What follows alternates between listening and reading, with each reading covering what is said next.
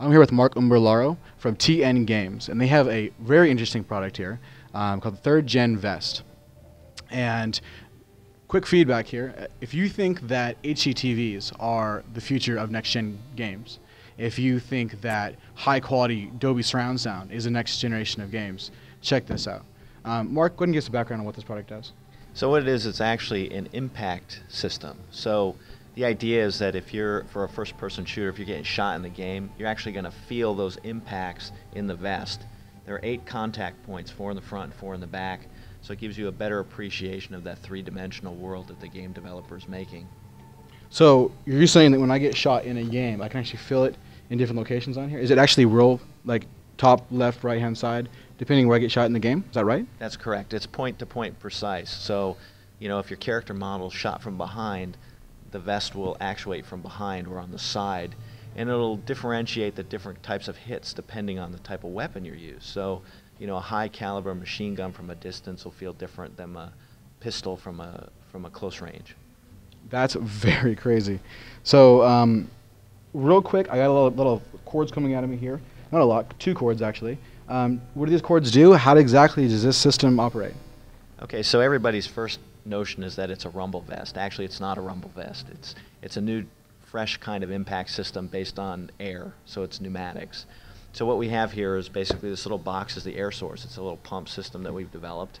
That pressurizes the vest to about 30 psi, and then there are air valves inside that, when they're actuated by the game code, will let off a burst of air, and depending on the code will differentiate, you know, which of the actuators and in what sequence they get deployed.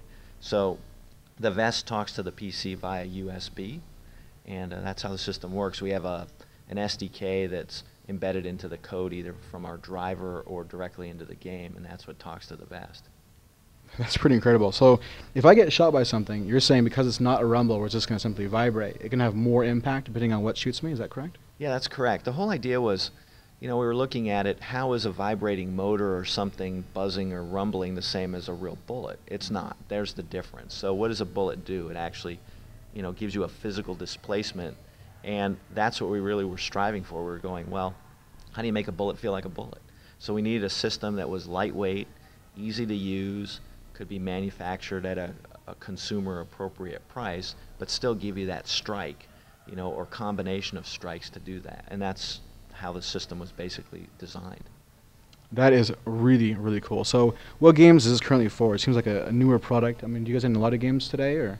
Yeah, actually we have 23 games that are supported, and we're adding more all the time. There are 3 ways that the game code will work with a game. The first is what we call direct integration, where we have our game SDK available to developers and they can put it into the game. So the vest comes with 2 games that have direct integration as part of the kit. Then there's mods, so if either us or other folks have access to the source engine, they can take our SDK and mod it up. And we have mods for Quake 4, Doom 3 that are on the website as well. And the third one is a driver. We've developed a piece of software driver that can be downloaded, and that will add those effects and dovetail to 21 other games. So all the top shooters from the last couple of years. Wow. That's incredible. That's very cool. So next-gen games right now, you mentioned before that you had a few new ones you guys have already put out, like Crisis and such. Can you give me an idea of the current gen games that are out right now that support this? Yeah, I mean the popular ones, Call of Duty 4, Bioshock, Turok, Fuels of War, Fear, Stalker, Unreal 3, you know, Mass Effect, and so that's with the shooting genre. You know, as the newer games, new titles come out towards the end of the year and into next year, we'll be adding support for those on our driver. So I mean that's always a work in progress. And then we're also foraying into other genres like role playing, very popular on the PC. So we've got some mods for some MMOs coming out that will be pretty interesting too. Really excited to see that. That's very, very cool. Where'd you come from that you got into this kind of information, or this kind of technology? Well, actually, I'm a doctor. I'm a surgeon. And the way it all started was for an application for what we call telehealth. Telehealth is using audio-video conferencing systems to deliver healthcare in remote or limited access environments. So, you know, if your doctor's in Kansas and you're in Seattle and you want to talk to them or being examined, you can set up the technology for the audio-video feed, but I still can't do the hands-on part of the exam.